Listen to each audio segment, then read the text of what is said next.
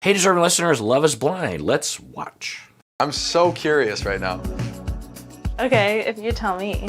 I have a girlfriend, Madison. Okay. I think like a couple days ago, it was Sarah, Meg, and Monica. It's cute that they're both pacing, and I relate. I'm a pacer. If I could, while I'm making these reaction videos, if I could pace my office and still remain in camera, I would love that. When I talk on the phone, when I think, I literally will just walk a circle in my office, or there's a certain path. When I'm eating lunch in the kitchen, I eat standing up in the kitchen because I don't know, I just do. And I'll pace while I'm chewing. I'll go to a window and look out the window, and then I'll go to the dog and, still chewing, and then I'll dust something, and then I'll, two birds with one stone. Does anyone else do that? Am I a weirdo? Tell me who else you were dating. I'm so curious right now. Okay, if you tell me. I have a girlfriend, Madison. Okay. I think like a couple days ago, it was Sarah, Meg, and Monica. Okay, interesting. We're learning that, at least for him, Sarah, Meg, and Monica, all people we know. That's interesting. Interesting. What? Really? Yeah, Meg and I were dating like all the same people. Mm-hmm. She kind of got weird towards me. Really? Yeah, but I think after this we'll be okay. I wonder if the camera operators and the editors hate people that pace like this because they have to constantly do this, and it's better if they can get the angle on their face. Yeah. So the person I have to break up with is Mason. Oh, really? Yeah. Oh, no. Why do you say that? Mason's cool. I really like him. Yeah. What a wholesome response. That is the hoped for response, right? I mean, unless Mason is a complete jerk face, but if he's not, then that's if I were her, that's what I would want to hear.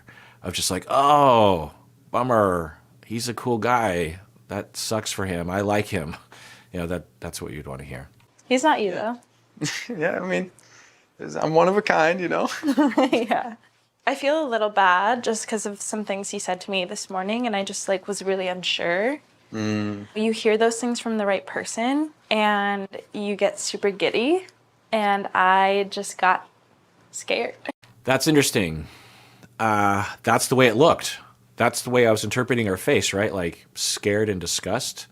I'm just like, ooh, and then, oh. So what that sounds like is that her decision-making process was, because she said this in the lounge, that she's waiting for someone to say, I want to commit to you.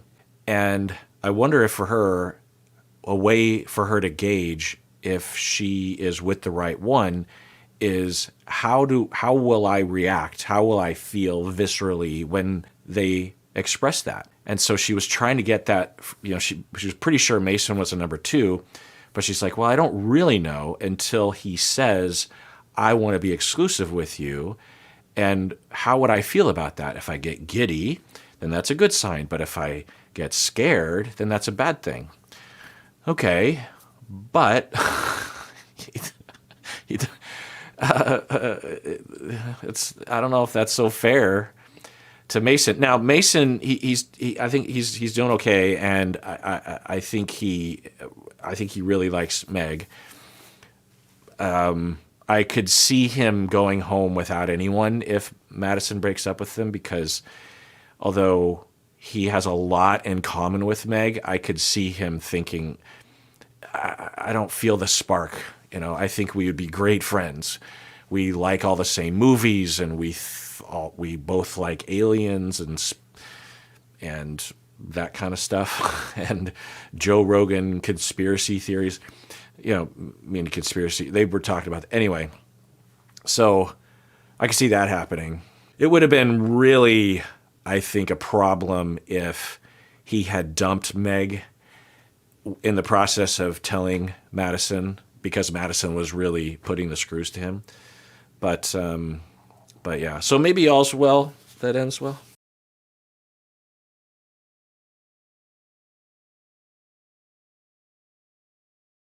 Wait, they can hear each other. I don't think we've ever seen evidence of that, right? But yeah, my contact on the show tells me that, and I think news articles will tell us that they're in a giant warehouse in, I think, LA, I'm not sure. And it's not like, it's a studio set and there's maybe no ceilings, right? Yeah, my contact on the show even said that in the lounge, the walls are temporary so they can move some of the walls out and just put a bunch of cameras in and stuff. So I think we know which walls are typically moved. We tend to see the room from a particular side anyway. But that must be nice for Madison to hear that, right? It's like you're, eavesdropping on the joy that your partner is exhibiting to everybody else. But at the same time, you're thinking, oh no, Mason's over there. She's breaking up with my guy.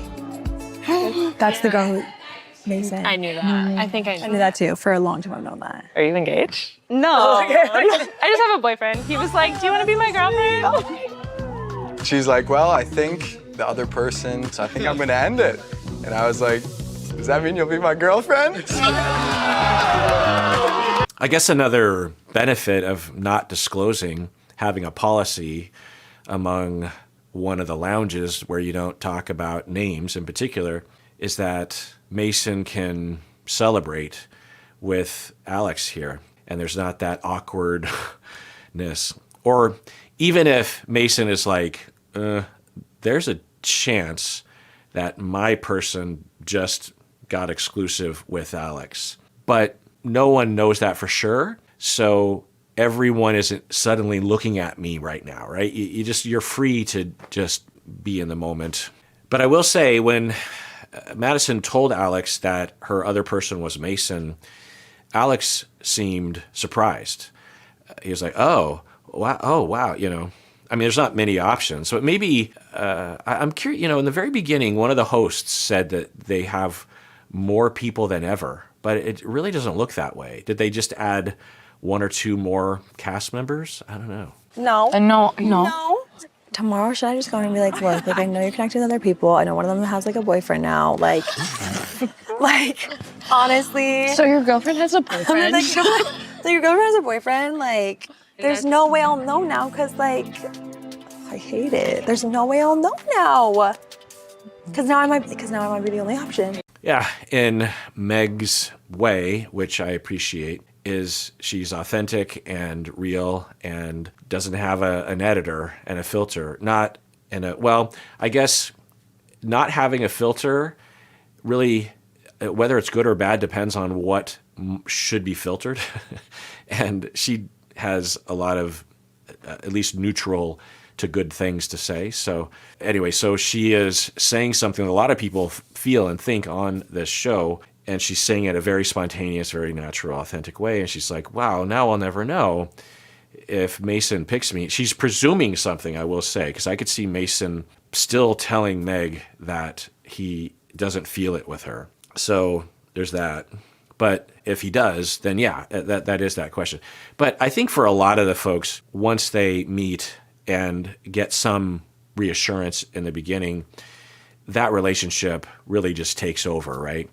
Because you can easily look back at the pods and say well, yeah, you had a connection with someone else in the pods, but we're a real relationship. We're together. We're in bed together. We're holding hands. We have eye contact. We're progressing in our relationship, and it completely eclipses even what we had in the pods now. So that usually happens because we've seen that before, right? There's been couples that have been pretty successful. Well, like Zach and Bliss, right? Because Zach even got engaged to Irina, and then Zach and Bliss worked out. I guess in season 2, you had Iana and Jarrett, or Iana and Jarrett. Jarrett wanted to be with Mal, number 1, but Mal dumped Jarrett, so Jarrett went with his number 2. Iana, they got married, but then they got divorced, so I don't know what that says. Well, season 4, Kwame was, from my memory, putting Micah as his number 1. And when Micah broke up with Kwame in the pods, Kwame then went with Chelsea, and Chelsea and Kwame are currently married, presumably happily. I don't know. So, yeah, the way that I frame it is that for the vast majority of us, we know that our partner had previous partners. Maybe even they were serial dating or dating a number of people before they narrowed it down to, if you're in a monogamous style of relationship. And hopefully most of us can handle that information. This is different, right? Because it's right in your face. But it would be less in your face if you don't disclose it in the lounge, right? Is Mason gonna choose me because she breaks up with him? I hate that. Just let it go. I know. But I don't know how to. Also, we don't know if he knows that they're in a relationship, so you could still go and say how you feel, and maybe he reaffirms that. I haven't gotten any like strong affirmations. I want someone who's like, you. It's you. But you have to go with your. Yeah, I don't think Meg's going to get that from him.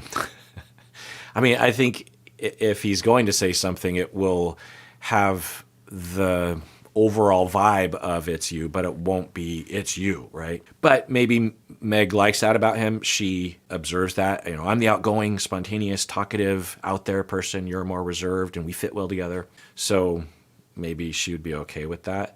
But it just raises the question, at least for me, as to whether or not he would actually in his gut like really want to be with someone, But I would imagine that Mason would not just get with someone to move on to the next step. He doesn't seem like the sort of person that would just be trying to bolster his Instagram account. The person that she has to break up with, and I feel awful. I feel absolutely awful. This is number 1. He's walking in right now. Dang. This is a lot. Yeah. All right. Dude. Congratulations. Oh, thanks. I'm fucking happy for you, dude. Oh, I love you, man. Well, I guess if you don't disclose in the lounge, it can create a situation like this where Mason is congratulating him. And maybe Mason knows that could be my person.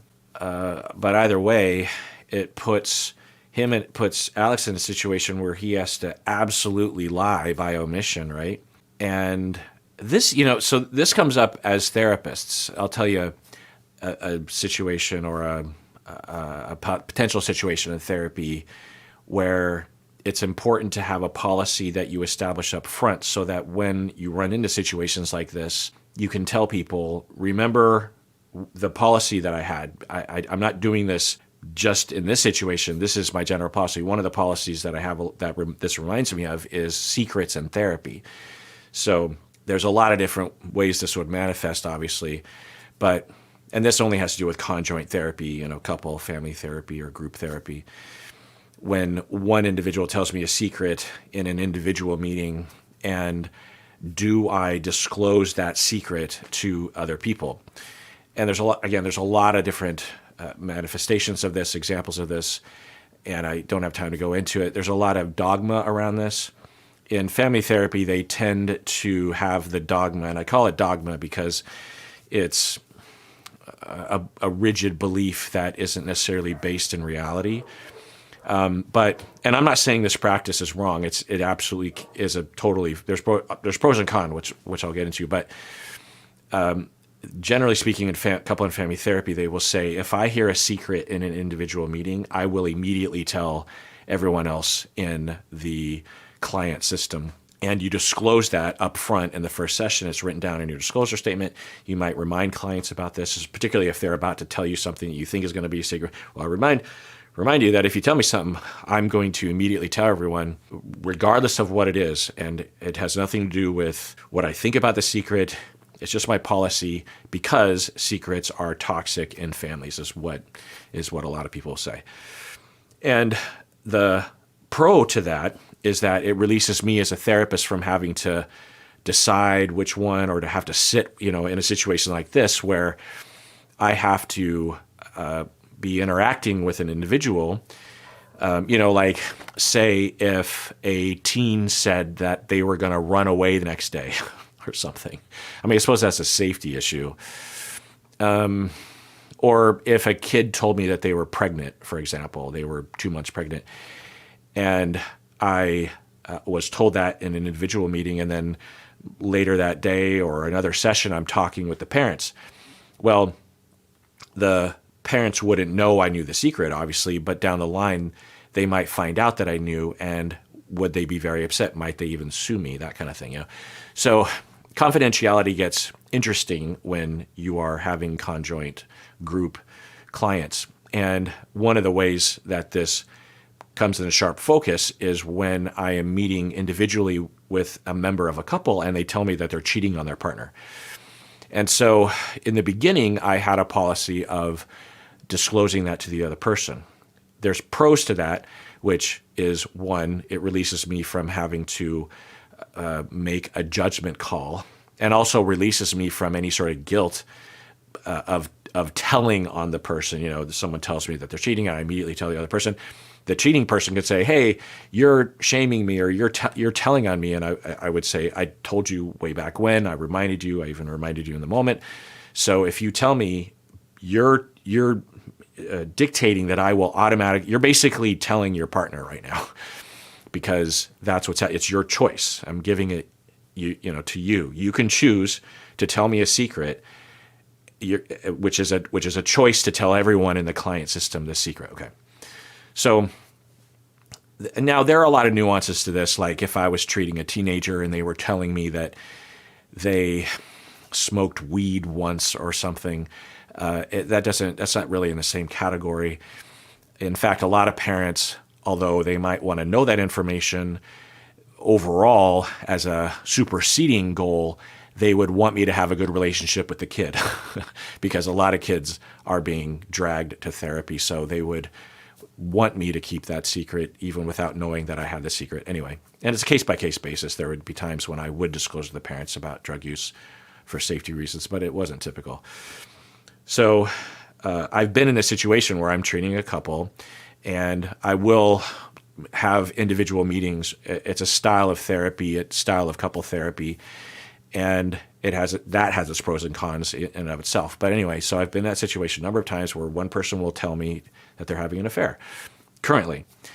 And I learned over time that, to me, the best approach is to not disclose to the other person.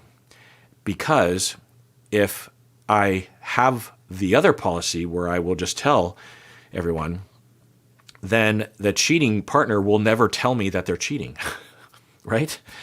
And if they never tell me they're cheating, at the very least, I don't know what's really happening, because if they're tasking me with helping their relationship, and there's this other major element in the system that is throwing a wrench in their intimacy and the motivation in that and the energy of that couple, then I have no idea. I have a very incomplete picture of the system, and therefore I'm treating a fantasy, not the reality.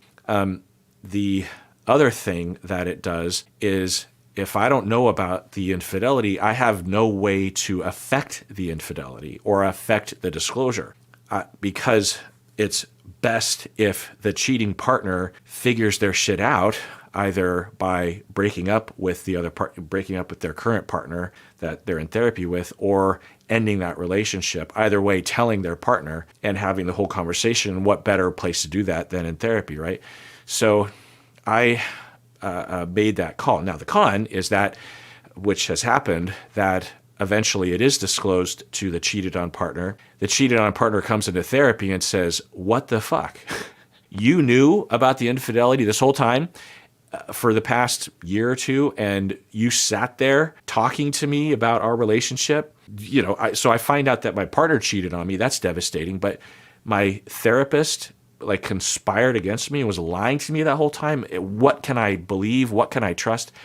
And that's a huge rupture in the relationship and a rupture in trust, of course. And I will remind them that I had that policy and that I fully explained it. I talk about the pros and cons, but then I begin to rebuild trust. There's no right answer to this. So that's what he's in right now.